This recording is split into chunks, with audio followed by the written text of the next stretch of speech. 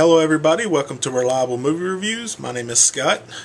This week's movie is Wrath of the Titans, starring Sam Worthington, Rosamund Pike, Liam Neeson, Ralph Fiennes, or as I like to call it, Ralph Fiennes, that's what his name is, and Edgar Rameriez, I believe is his name. This movie is the sequel to the 2010 movie Clash of the Titans, which was a remake of the 1981 or 80 version of Clash of the Titans. This movie was set 10 years after the original, or the first movie in 2010. Everybody came back for the second movie. Liam Neeson, Ralph Fiennes, all of them, Sam Worthington. The lady that played Princess Andromeda did not come back, so that's why they got a new actress, Rosamund Pike, to play her. This movie is about the Greek gods who are losing their powers because people stop worshiping them, and some things happen, and Hades and Ares betray Zeus to help release Kronos. He's a Titan, and he gets released, and it's up to Perseus to help defeat him. This movie, the story was pretty good. For the past week, I've been hearing, it's not a good story, not a good story. I thought the story was fine, because it left a few things out, some things that needed to be elaborated on and everything, and special effects were amazing.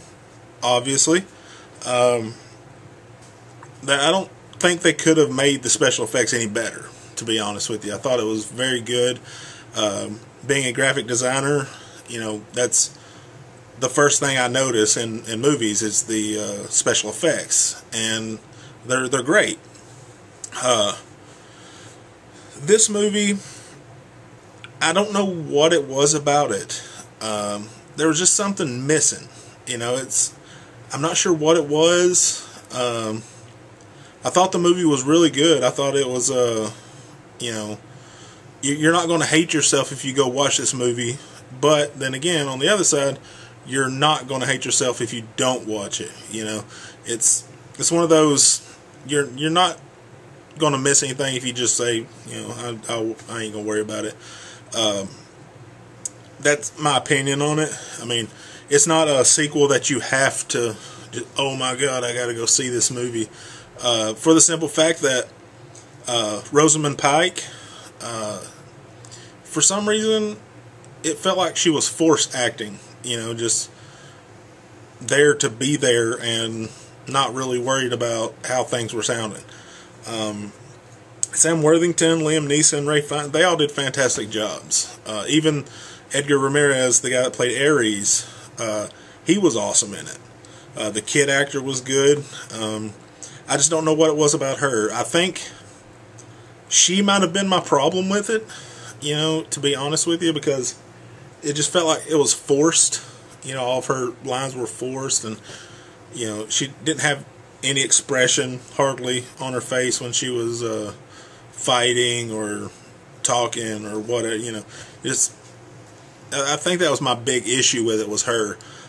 Also, some of the fight scenes with the chimeras and the Minotaur, I don't know what it is about these movies wanting to get right up on the action or whatever, but they need to stop, because you couldn't really tell what the chimera was a chimera until you noticed the tail as a snake.